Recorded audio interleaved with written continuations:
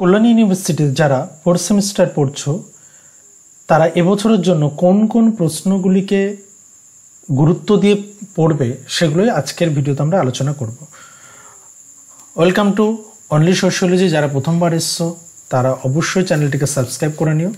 আজকের আমাদের আলোচনা 2024-এর সাজেশন ফোর্থ সেম জেনারেল অর্থাৎ সিসি4। আচ্ছা, এটা হচ্ছে সিসি4 শুধুমাত্র ফোর্থ সেম জেনারেল। যারা অনার্স নিয়ে পড়ছো তাদের কিন্তু আলাদা সাজেশন দেওয়া হবে, কারণ তোমরা জানো তোমাদের সিলেবাসটা কিন্তু সম্পূর্ণ আলাদা। জেনারেল এবং অনার্স যেটা সিলেবাস সম্পূর্ণটাই আলাদা। চল আজকে দেখে নিই যে কোন কোন কোশ্চেনগুলোর ওপর এবছরে তোমরা গুরুত্ব দেবে। দেখো, আমি প্রথমে সিলেবাসের পার্টটা একটু ছোট্ট করে বলে দিই যে তোমাদের 7টি টপিক আছে। 7টি topic: caste, agrarian class, industrial labour, tribe, village, kinship এবং রিলিজন। এই 7টি চ্যাপ্টার থেকেই আমি বেশ কিছু ইম্পর্টেন্ট কোশ্চেন আজকে বেছে নিয়ে আলোচনা করব, যে সেই কোশ্চেনগুলোকেই তোমরা বেসিক্যালি বেশি প্রায়োরিটি দেবে, বেশি ইম্পর্টেন্স দেবে এখন শেষ মুহূর্তে এসে। ওকে, আর একটা পার্ট বলে রাখি, তোমরা অনেকেই দেখি যে মানে 3টে সেমিস্টার পরীক্ষা দেওয়ার পরেও তোমরা কনফিউশনে ভোগো। হ্যাঁ, যে 60+15 সেম প্যাটার্ন যেমনটা তোমরা আগের সেমিস্টারগুলোতে দিয়েছো। 10 নম্বরে তোমাদের 2টি প্রশ্ন থাকবে, আর 5 নম্বরের 6টি প্রশ্ন, এবং তোমাদের 2 নম্বরে থাকবে 10টি প্রশ্ন, তাই তো? তাহলে কত হলো? 2 নম্বরের 5টি প্রশ্ন, তাহলে হয়ে গেল 60। তোমাদের রিটেন কত হবে? 60 নম্বরের পরীক্ষা, 15 নম্বর হচ্ছে ইন্টারনাল। চলো এরপর আসছি আমরা প্রথম চ্যাপ্টার থেকে তোমরা কি কি প্রশ্ন পড়বে। আমরা প্রথমে আলোচনা করব যে 10 নম্বরের জন্য তোমরা কি কি কোশ্চেন দেখবে। 10 মার্কসের জন্য ইম্পর্টেন্ট এবছরের জন্য ডিএন ধানাগারের ভারতের কৃষিভিত্তিক সমাজের শ্রেণী মডেল। ব্রেম্যানের অনুসরণে উত্তর এবং উপনিবেশিক ভারতে শিল্প শ্রমিকদের সামাজিক পরিলেখ বা জীবনশৈলী আলোচনা করো। এই পার্টটা কিন্তু ঘুরিয়েও দিতে পারে। হ্যাঁ, এই পার্টটা কিন্তু অন্যভাবেও দিতে পারে যে শিল্প শ্রমিকদের সামাজিক জীবনশৈলী বা পরিলেখ আলোচনা করো। তো সেক্ষেত্রে শিল্প শ্রমিককে আমি বেশি প্রায়োরিটি দিচ্ছি এবছরের জন্য। গ্রামীণ ভারতের ক্ষমতা কাঠামো সম্পর্কে লেখো। জাত ব্যবস্থার বৈশিষ্ট্যগুলি আলোচনা করো। জাত ব্যবস্থার বৈশিষ্ট্য আমি 2টি স্টার দিয়ে রাখলাম, এবং ব্রেম্যানের এই পার্টটা একটা করে স্টার দিলাম। চল, আধুনিক সমাজে জাত ব্যবস্থার পরিবর্তনের কারণ। আধুনিক অর্থনীতির প্রেক্ষাপটে শিল্প ও শ্রমের মধ্যে সম্পর্ক বিশ্লেষণ করো। এটা একটু দেখে রেখো, আমার মনে হলো এই পার্ট থেকে দিতেও পারে, কারণ এবছর কিন্তু আমি বেশি গুরুত্ব দিচ্ছি তোমাদের ইন্ডাস্ট্রি থেকে কিন্তু একটা 10 নম্বরের তোমরা কোশ্চেন পাচ্ছ।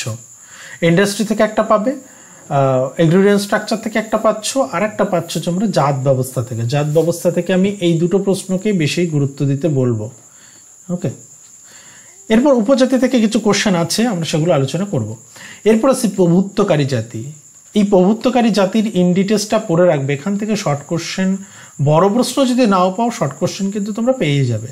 তো বড় প্রশ্নগুলো একটু ইম্পর্টেন্স দিয়ে দেখলে এর মধ্যে থেকে শর্ট কোশ্চেন কিন্তু তোমরা করতে পারবে। আমি শর্ট কোশ্চেন আলাদাভাবে কিছু রাখিনি আজকের আলোচনায়।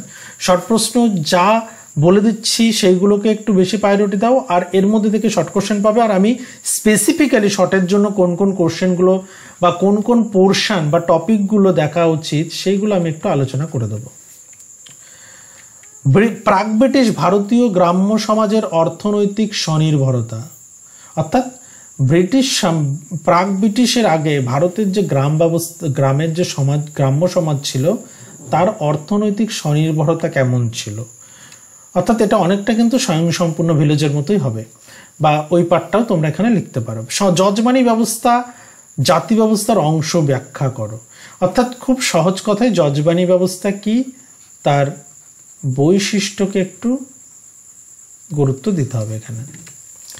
গ্রামীণ সমাজের প্রধান কৃষিজীবী শ্রেণী, ভারতীয় গ্রাম সম্প্রদায়ের বৈশিষ্ট্য, ভারতের কৃষি কাঠামো বিষয়ে বিস্তারিত আলোচনা করো। দেখো, গ্রাম থেকে গ্রামের উপরে এই পার্টগুলো একটু দেখবে, এবং প্রসঙ্গত বলে রাখি এগুলো কিন্তু 5 এবং 10 উভয়ের ক্ষেত্রেই কিন্তু আসতে পারে। যেমন ভারতের কৃষি কাঠামো বিষয়, এটা কিন্তু 10-এ আসতে পারে। প্রভুত্বকারী জাতি 10-এও আসতে পারে, 5-এও আসতে পারে, 5-এ আসার সম্ভাবনা বেশি। ওকে, এরপর চলে আসছি একটা ইম্পর্টেন্ট পার্ট, যেটা তোমরা অনেকেই বলে থাকো যে স্টাডি ম্যাটের জন্য অনেকেই মেসেজ করো। তো স্টাডি ম্যাট দেখো, এই যে সাজেশনটা আজকে আলোচনা হবে, এই সাজেশন বেসিস একদম বেস্ট কোয়ালিটির স্টাডি ম্যাট তোমরা পেয়ে যাবে, এবং সেক্ষেত্রে এতটুকু সিওরিটি দিতে পারি তোমরা এখান থেকে কমন পাবে নিশ্চিত, অর্থাৎ তোমাদের পাস করা নিয়ে কোনো চিন্তা করতে হবে না, এখান থেকে তোমরা কমন পেয়ে যাবে। এবং এই টোটাল সাজেশনের উপর বেস করে আমরা একটা স্টাডি ম্যাট তৈরি করেছি, যার ফ্রন্ট পেজটা তোমাদের তোমাদের কাছে শেয়ার করলাম। এটা হচ্ছে তার ফ্রন্ট পেজ। ওকে, এবং সেটা কেমন দেওয়া হবে? প্রিন্টেড স্টাডি ম্যাট দেওয়া হবে। এবং প্রিন্টেড স্টাডি ম্যাট কীভাবে দেওয়া হবে? বাই পোস্টে বা বাই কোরিয়ার সেটা পাঠিয়ে দেওয়া হবে। আর এই নোটসটার জন্য, এই টোটাল স্টাডি ম্যাটের জন্য, যেখানে 10 মার্ক, 5 মার্ক এবং 2 মার্ক সমস্ত প্রশ্নের সাজেশন অনুযায়ী সমস্ত প্রশ্নের উত্তর তোমরা এখানে পাবে, এবং এর জন্য তোমাদের পে করতে হবে মাত্র 600 টাকা, এবং কোনো ডেলিভারি চার্জ লাগবে না, ডেলিভারি ফ্রি। তোমরা 600 টাকার বিনিময়ে পেয়ে যাবে এই নোটসটি বাড়িতে।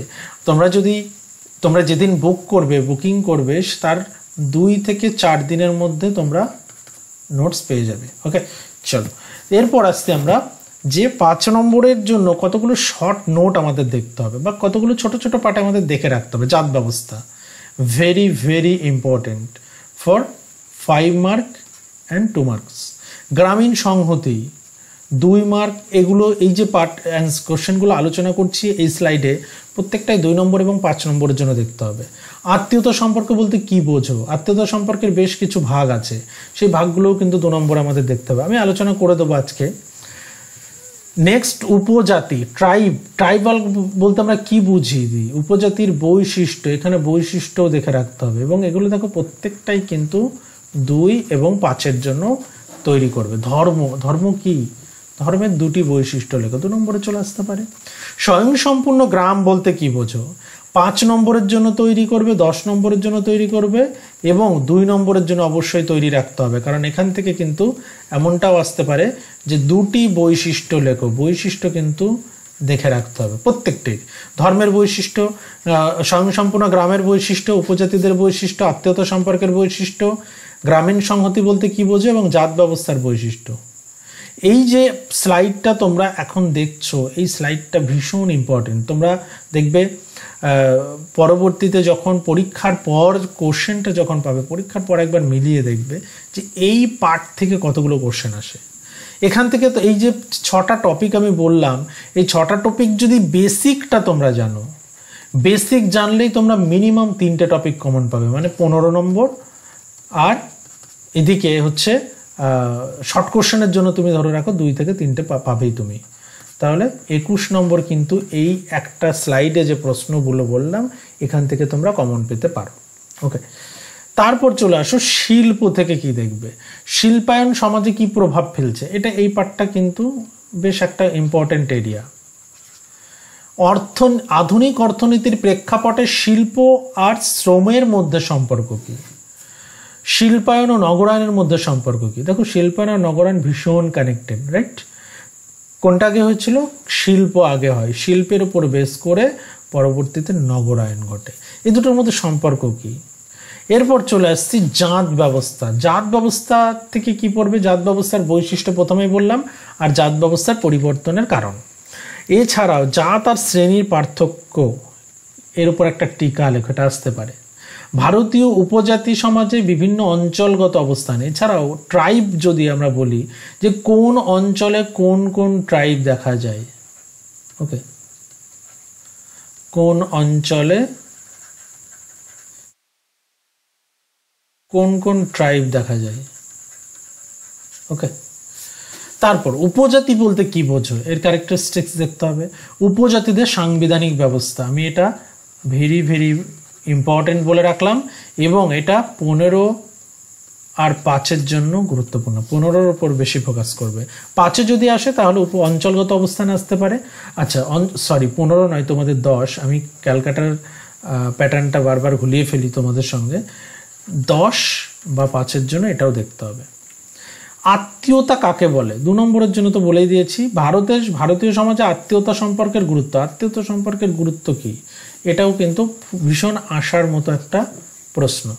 উত্তরাঞ্চল দক্ষিণাঞ্চলের আত্মীয়তার পার্থক্য বা এদের আত্মীয়তার ধরন কি কি?